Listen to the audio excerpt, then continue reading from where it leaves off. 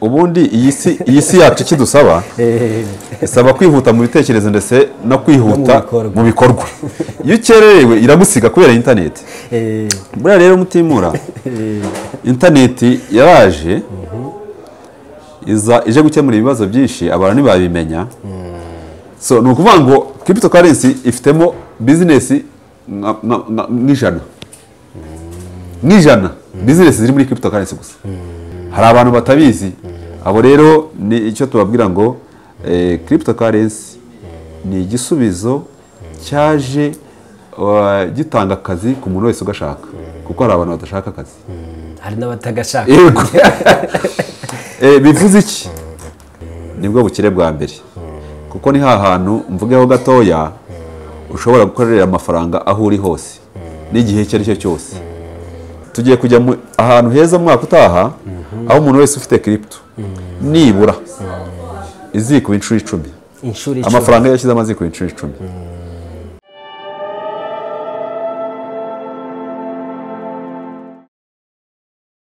Twongeye kubaha ikaze inshuti bakunzi b'Ubukire Nyabwo TV mu mwanya nk'uyu nguyu, aho tuba turi kumwe mu biganiro byacu bitandukanye. Aho muherereye hose ikaze ku Bukire Nyabwo TV. Muri iki gitondo dufite ubutumwa bwagenewe abantu kuri update kuri business zitandukanye. Turi kumwe na Mutimura Justin ndetse afatanije na Rutaremara Emmanuel. Murakoze cyane Rutaremara Emmanuel, ikaze kandi ku Bukire Nyabwo TV. Murakoze cyane, ndabashimiye. Natwe turabashimiye cyane. Hari amakuru agenda atandukanye aca ku binyamakuru bitandukanye. Hari nk'ikinyamakuru cyitwa ubukire.com, nabashishikariza kugisura. Ni ikinyamakuru cy'Ubukire Nyabwo TV n'ubundi. Kuri icyo kinyamakuru nabonyeho amakuru atangaje ku mugoroba w'itariki 29 yavugaga kuri cryptocurrency cyangwa se ku ifaranga ry'ikoranabuhanga. Twararitse rero muri uyu mwanya kugira ngo uduherezeho amakuru arambuye. Nagize amatsiko cyane kuri ariya makuru yaciyeho. Urakoze cyane. Cryptocurrency ni industry isa nkaho ari nshyashya kuri bamwe, ariko ku bandi tuyimenyereye tuyimazemo igihe. Ndibuka ko namenye cryptocurrency muri 2012 na kabiri, nangira kuyikora 2013. Nza kuyikoraho course y'amezi 6. Ariko birashoboka ko uadapting ibintu vuba cyane. Yego. Kumenya ikintu 2012, yego, 2013 ukagikora. Ubundi iyi si yacu kidusaba isaba kwihuta mu bitekerezo ndetse no kwihuta mu bikorwa. Iyo ukererewe iragusiga kubera internet. Buriya rero mutimura internet yaraje ije gukemura ibibazo byinshi abantu ntibabimenya. Kimwe n'ukuntu Bibiliya ivuga ngo Yesu yaraje mube ntibamumenya. Hano uvuga ko yajije kubiteza. Internet kera umuntu yajyaga ashaka kwandikira umuntu akanyuza mu iposita. Yego. Bikamara nk'iminsi ngaho itaramugeraho. Ariko iyo ufite email cyangwa WhatsApp, kwandikira umuntu wa muri Amerika uri mu Rwanda no guchattinga, turi kuvuga notifications zigenda ziza. Urumva iyo ni internet. Internet rero yazanye ikintu cyitwa cryptocurrency. Abantu bazanye cryptocurrency bashingiye ku internet, bavuga internet twayibyaza gute umusaruro. Cryptocurrency rero ni ifaranga ry'ikoranabuhanga rikora nk'uko amafaranga yandi akora kuri murandasi cyangwa kuri telefoni, ku buryo ayo mafaranga uko wagura ukagurisha mu iduka ryawe hano, ni nako iduka ryawe washyira kuri telefoni ukagura ukagurisha. Iyo ni cryptocurrency. Ugakoresha ya mafaranga kwishyura. Hari abantu benshi bakunda gufata cryptocurrency nk'ibintu byo kubetinga. Oya da. Cyangwa za mind games. Oya. Ni crypto, ni currency. Ni currency nyine. Ni faranga riri digital. Urugero nka mobile money buri riri digital. Muhama units ariko afite agaciro k'amafaranga. Kandi turabikoresha. Ni imibare baduha. So updates nabaha. Yego. ariko hari aho mwari mugeze muvuga muti 2012 yego mwarayimenye 2013 murayikora uhita ufata kosi. Natangiye gutunga cryptocurrency muri 2013. Wow. Urumva? Twumvaga ari ubutekamutwe icyo gihe. Bibiri mvuye mu kazi 2014 nagiye mu mahugurwa murakosi. Icyo gihe bitcoin imwe yaguraga 2,000 y'amadolari. By'idolari 2 byonyine. Yego. Ubu ku 20,500 by'idolari. So ni ukuvuga ngo cryptocurrency ifitemo business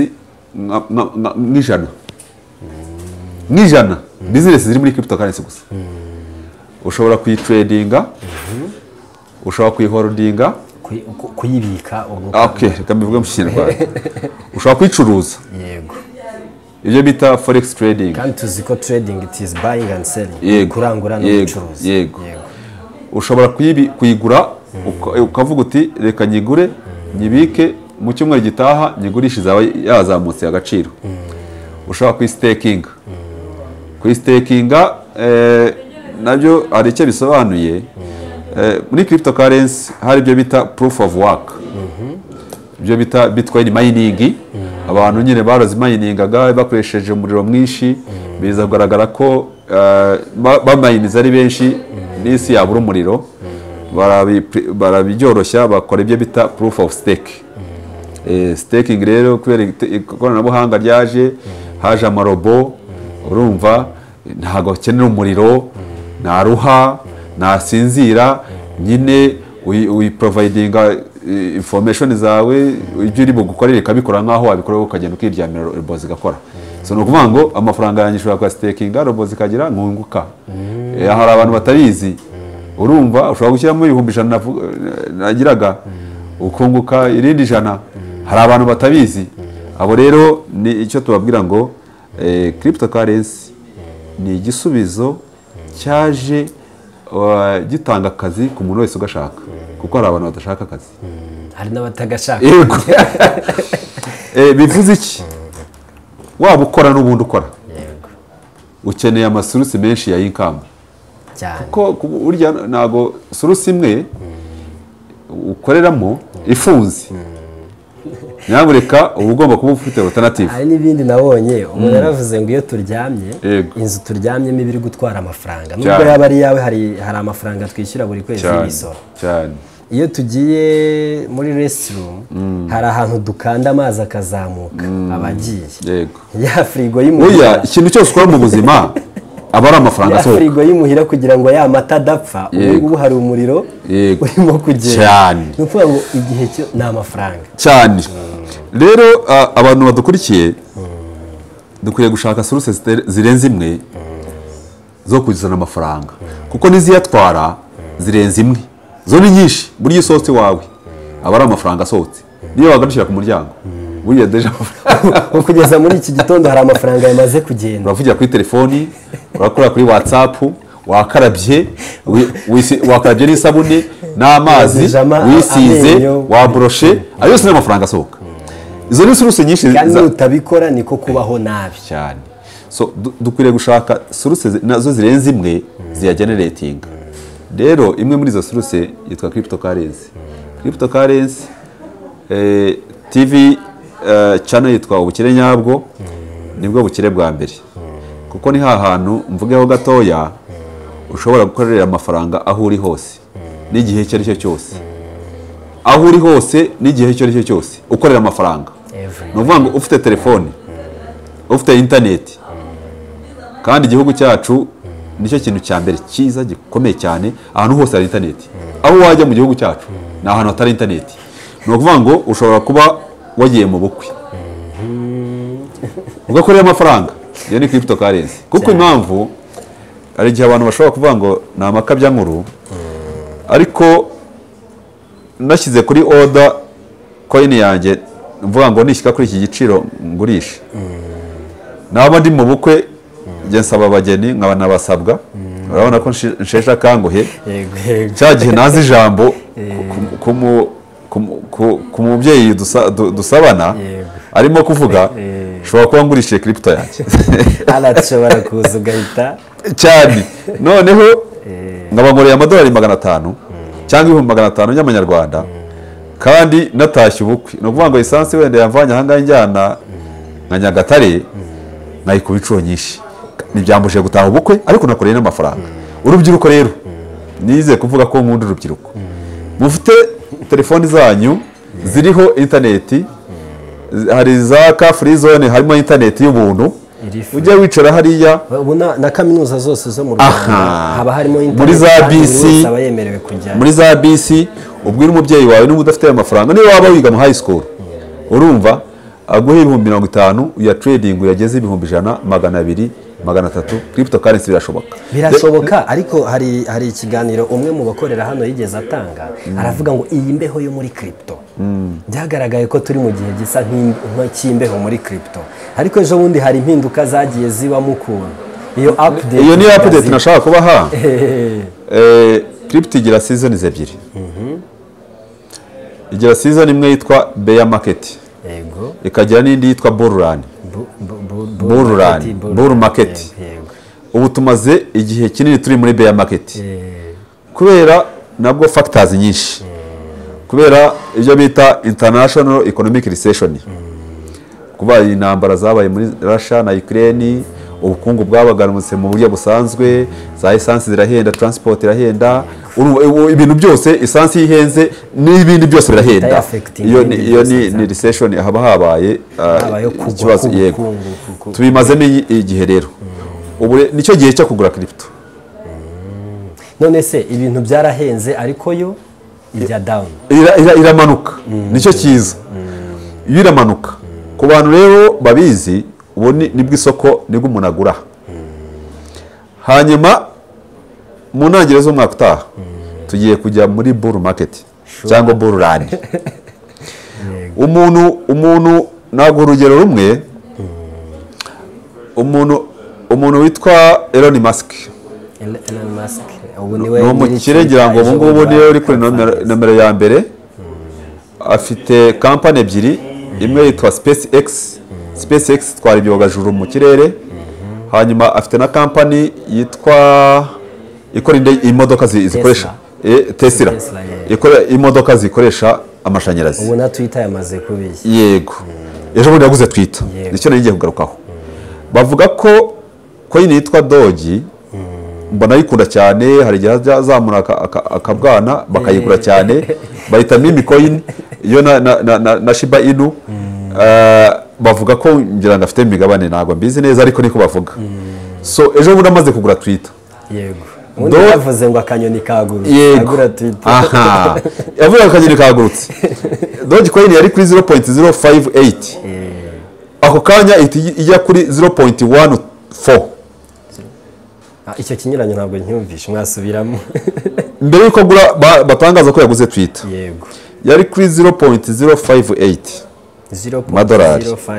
amadolari amaze kuyigura azamuye ka kanyoni ihita ijya kuri 0.14 nuvuga ngo umuntu wari warayaguze Doge z'ibihumbi 10 by'amadolari amafaranga ye yahise yikuba kabiri muri uwo munsi so nuko bigenda no kuvuga ngo tugiye kujya ahantu heza mu mwaka utaha aho umuntu wese ufite crypto nibura izikuba inshuro 10 amafaranga yashyize amazikuba inshuro 10 ayo ariyo yose biterwa nayo bashyizemo ariko ntabwo ari crypto zose ntabwo ari zose niyo mpamvu turi aha ngaha yego muzatugane turi abakonsulta turi experts kuri ibi bintu twakora selection ya crypto icyo gihe mubwiye zikuba inshuro 10 ndetse zinarenga muri bull market cyangwa bull run so nizo updates twabaha kuri crypto numva washaka amakuru yayabona turahari gufasha abanyarwanda kwiteza imbere crypto ni ubukire bukomeye cyane so numva ari byo navugaho keretse wenda hari ikindi ariko muri make ni za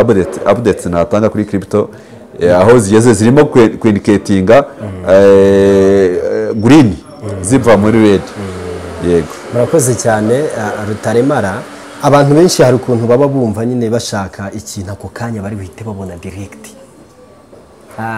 ubwo buryo wenda musobanuye byabaye wenda mu ijoro rimwe mbere gato byari bimeze gutya ariko burya abantu bari baraguze iriya coin iriya doge bari barayiguze hari n'abayiguze mbere yari maze amezi 6 biyicariye hari ikintu bigeze kutubwira ngo persistence guhozaho kwihangana ukumva ko ibintu byose bizashoboka rero akabazo gakunda kuba muri cryptocurrency umuntu ategereza icyumweru kimwe hari icyo mushobora gutangaho nibura kugira ngo buri wese ajye amenya uko abigenza igihe holdinze coin kuko hari n'umvisha avuga ngo burya ngo mu minsi 2 ishize yari yamaze kugurisha ibye byose nta cyizere agifite kuri iriya coin ubundi hari umugani njya mbona mu Kinyarwanda bacaga kera ngo wihanganya akamishashi witonze ngira ngo sinyamenye imigani cyane ngo witonze akamishashi cryptocurrency isaba kwihangana isaba igihe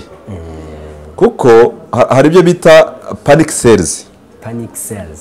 sales hahandi ugura crypto uyu munsi yazamukaga wamara kuyigura ukabona iramanutse ukavuga uti kugira ngo mombe 100% reka mombe 50% ukabura gurishije mu kandi kanya ukabona irongere nuza ibyo bita candlestick irazamutse urumva none umutima ukakurya ukavuga uti dore ni mombye nakoye nungukaye bisaba rero bisaba none ni science ntabwo umuntu wese bisaba kwihangana ukavuga uti jewe nyiguze uyu munsi ndashaka kuyigurisha mu mwaka utaha ndashaka kuyigurisha mu kwezi gutaha yazamuka yamanuka nibindeba aho rwose ukora ibyawe wishimye ariko guhozaho akajisho uvuga ngo reka ndebe ko bizamuka bimanuka icyo gihe akenshi bakora ibyo nanivuze bita panic sale ukagurisha uhomba mu kanya bihanganye bakagurisha bunguka so bisaba nabwo techniques abantu bakagushyira muri iyo nuza bakakwigisha babwira ati